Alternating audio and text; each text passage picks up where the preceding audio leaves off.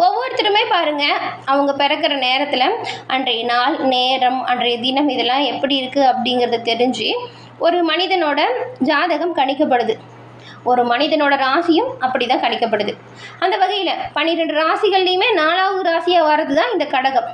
இந்த கடக ராசியில் பிறந்தவங்க வாழ்நாள் முழுக்கவுமே நல்ல பலன்களை பெற நீங்கள் என்ன செய்யணும், என்ன செஞ்சால் நன்மைகளை பெற முடியும், அந்த இறை வழிபாடு என்ன, இந்த இறை வழிபாட்டால் செய்யக்கூடிய பரிகாரம் என்ன, இந்த பற்றின ஒரு முழுமையான தகவலையும் தான் உங்களுக்காக இப்போ இந்த பதிவில் நாங்கள் சொல்லியிருக்கோம். இந்த பதிவு கடகராசிக்காரங்களை பொறுத்த வரைக்கும் ஒரு பயனுள்ள பதிவு அப்படின்னு கூட சொல்லலாம். ஸோ ஸ்கிப் பண்ணாமல் முழுமையாக பாருங்கள்.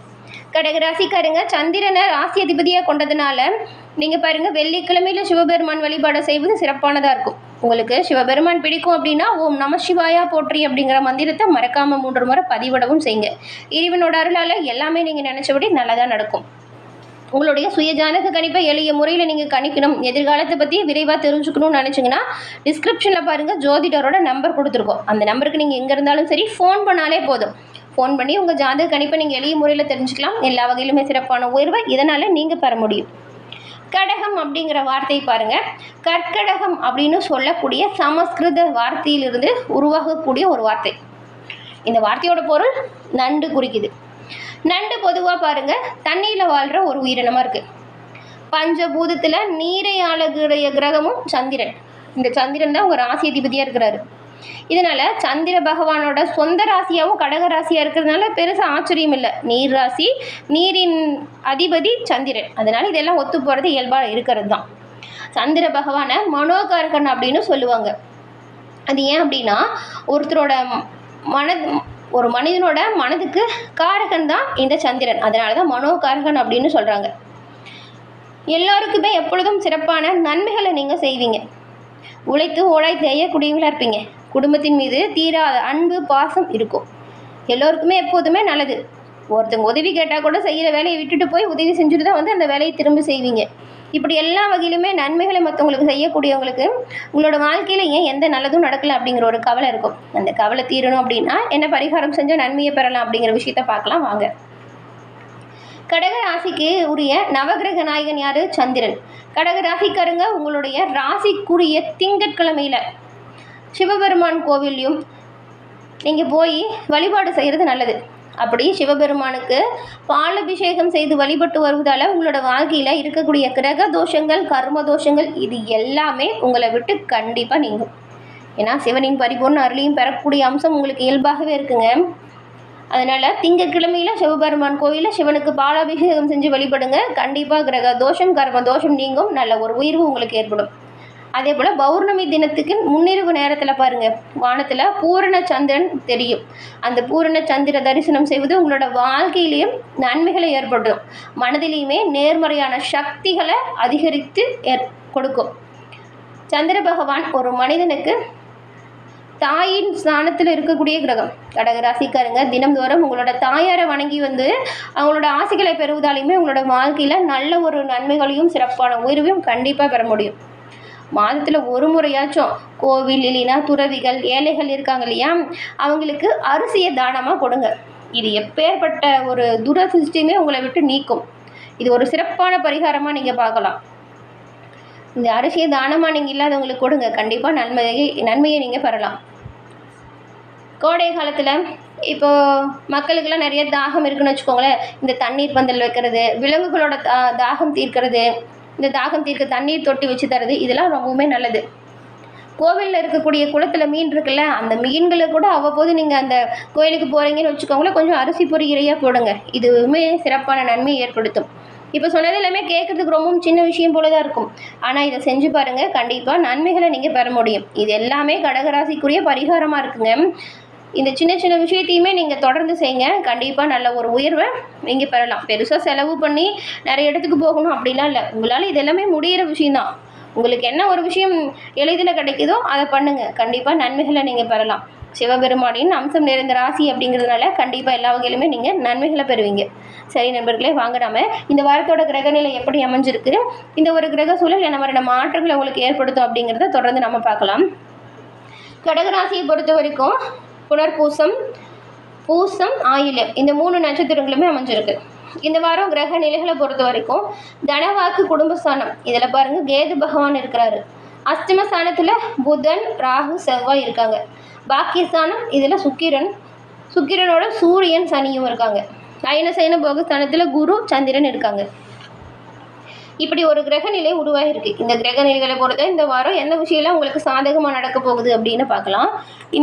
இந்த அமைப்புகளால் நீங்கள் நினச்சதெல்லாம் கரெக்டாக அது போலவே நிறைவேறுமா, உங்களுக்கு என்ன பலமாக இருக்கும், என்ன பலவீனமாக இருக்கும், எந்த விஷயத்தில் நீங்கள் கவனமாக செயல்படணும் அப்படிங்கிறத விரிவாக நாம் இப்போ பார்க்கலாம்.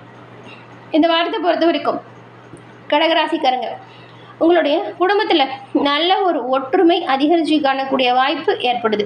இதுக்கு முன்னாடி ஏதாவது சண்டை சச்சரவு இருந்தால் பாருங்களேன், அதெல்லாம் இந்த வாரம் மாறும். குடும்பத்தில் ஒரு சந்தோஷமான சூழல் ஏற்பட வாய்ப்பு இருக்குது. விட்டு கொடுத்து அனுசரித்து போகிறது நல்லது.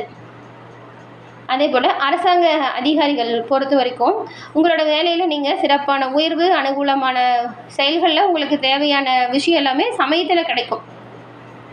பூமி தொடர்பான விற்பனை தொழில் செய்கிறவங்களுக்கெல்லாம் தொழில் வாய்ப்பு நல்ல ஒரு லாபம் பெறக்கூடிய அமைப்பு இருக்குது.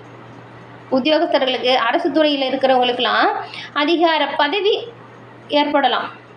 ஆனாலும் சிலரோட குறுக்கீடுகள் உங்களுக்கு சோர்வு மனப்பான்மை கொடுக்கும். கவனமாக இருங்க. கூட இருக்கிறவங்ககிட்ட எச்சரிக்கையாக பழகிறது நல்லது. அதே போல் இந்த வாரத்தில் பொறுத்த வரைக்கும் நீங்கள் தொழில், குடும்பம், வியாபாரம் அப்படின்னு எல்லா விஷயத்துலையுமே ரொம்பவுமே கவனமாக எச்சரிக்கையாக செயல்படணுங்க. எடுத்துமா கவுத்துமான்னு எதுவுமே பண்ணக்கூடாது. அதே போல் பின்னர் வரும் காலங்களில் தகுந்த ஆலோசனைகள் கிடைக்கப்படும். உங்களோட பணியில் பிரச்சனை இருந்தாலுமே அது தீரும், பெருசாக ஆபத்தில்லை. தொழிலதிபர்கள் தங்கள் நிறுவனத்திலோட பேரை, அதாவது புகழை பரப்ப நிறைய பாருங்கள் விளம்பர யுக்திகளை கையாள்வீங்க. அதே போல் வாகனம் வச்சுருக்கிறவங்க வாகன பராமரிப்புக்காக செலவு செய்ய வேண்டிய சூழல் உருவாகுது. பெண்கள் பணி சுமைகள் காரணமாக மனக்குழப்பம், தூக்கின்மை கூட வரலாங்க. ஆனால் போட்டு நீங்கள் குழப்பிக்காதீங்க, தெளிவாக யோசிச்சு பண்ணுங்கள், எல்லாமே சரியாகக்கூடியது தான். புத்திர பாக்கி அமைப்பு அனுகூலமான நிலையில் இருக்குது. மாணவ மாணவிகள் சிறப்பான பலனை இந்த வாரம் எதிர்பார்க்கலாம். நல்ல மதிப்பெண்கள் கிடைக்கக்கூடிய யோகமான காலகட்டம் இது. மேல் படிப்பு விரும்பிய மாணவர்களுக்கு விரும்பிய பாடம் கிடைக்கும். வழக்கு விவகாரத்தில் உங்களுக்கு சாதகமான சூழல் இருக்குது. ஏன் கைவிட்டு போன பொருள் கூட மீண்டும் உங்களுக்கு கிடைப்பதற்கான யோகம் உண்டாகுவதற்கு இந்த வாரம். கடகராசிக்காரங்களை பொறுத்த வரைக்கும் இந்த வாரம் உயர்வு தாழ்வு ரெண்டுமே கலந்துருக்கு. அதனால் கவனமாக செயல்பட்டால் நல்லது. சில இடத்துல வேலை கொஞ்சம் போராட்டம் நிறைந்ததாக கூட இருக்கும், சில இடத்துல சவாலாக கூட இருக்கும். அதனால தான் கவனமாக இருங்க அப்படின்னு சொல்கிறோம். உத்தியோக ரீதியாக நல்ல ஒரு உயர்வு ஏற்படுது. உங்களுக்கான வேலையை சரியாக செஞ்சாலே போதும், சிறப்பான உயர்வு நீங்கள் பெறலாம். நீங்கள் எதிர்பார்த்த ஒரு காரியம் கொஞ்சம் தாமதமாக நடக்கும், அதனால் கவலைப்படாதீங்க. வியாபாரத்தை பொறுத்த வரைக்கும் விற்பனை, லாபம் இது எல்லாமே அதிகரிக்குது. விற்பனையும் லாபமும் அதிகரிக்கிறதுனால உங்களோட கையிருப்பு உயரும். புதிய முயற்சிகளில் தைரியமாக ஈடுபடலாம் இந்த வாரம். குடும்பத்தில் இருந்து வந்த சிக்கல் நீங்கி நல்ல ஒரு சந்தோஷமான சூழல் உங்களோட வீட்டில் இருக்கும். நிம்மதி அதிகரிக்கும், பிள்ளைங்களால் மகிழ்ச்சி வரும். அலுவலகத்தை பொறுத்த வரைக்கும் வேலை எழுத்தும் இருக்கும். பதவி உயர்வு, சம்பள உயர்வு கிடைக்கக்கூடிய வாய்ப்பு கூட இருக்குது. வியாபாரத்தில் எதிர்பார்த்த வருமானம் நல்ல ஒரு லாபமாக இருக்கும். தொழிலை நம்பிக்கையோடு மேம்படுத்துங்க. குடும்பத்தில் இருந்த சங்கடம் தானாக விலகும். பிள்ளைங்களால் மகிழ்ச்சியும் நிம்மதியும் இருக்கும். பெரியவங்களோட ஆதரவு பக்கபலமாக இருக்கும். குடும்பத்துக்காக பண வரவு அதிகரிக்க நீங்கள் கொஞ்சம் பாடுபட்டு உழைக்க வேண்டியதாக இருக்கும்.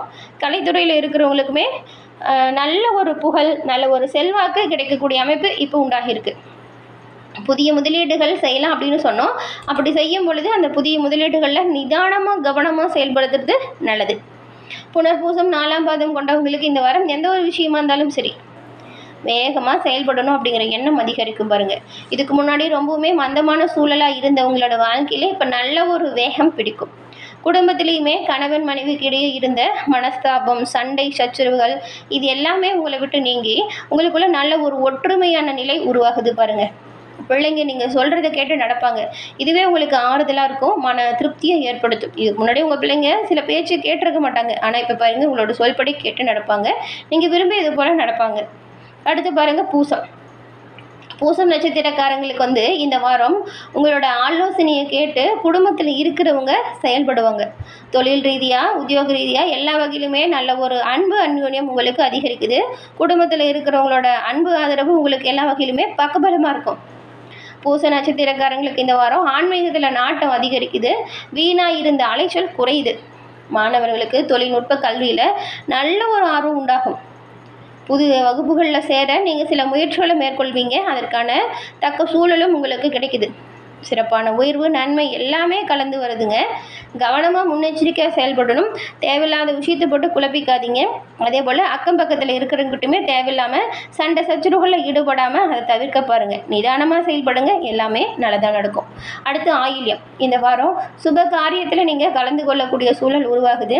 உங்களோட காரிய வெற்றி எல்லா வகையிலுமே உண்டாகுது. இழுபறியாக இருந்த விஷயம் கூட இப்போ சாதகமாக நடந்து முடியும். தேவையில்லாத கவலையுமே உங்களை விட்டு நீங்கும் அமைப்பு. எல்லா வகையிலுமே உயர்வு ஏற்பட சிவபெருமானை தொடர்ந்து வழி